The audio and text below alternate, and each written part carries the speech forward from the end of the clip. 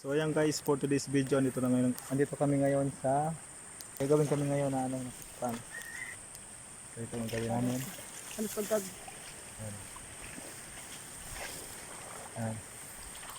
So gawin namin itong panan. So, Ano? Ito ilagay ano? ito yung area.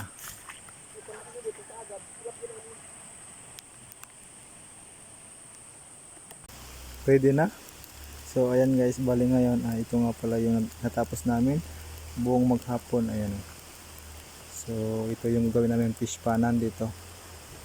So bukas o ilang days pa yan matapos.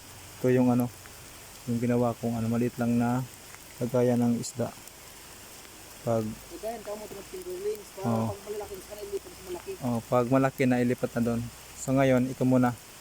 Maliit lang muna. Yan, so ngayon uwi na kami kasi hapon na eh. Yan, malaki yan eh. Pag natapos na yan, malaki yan.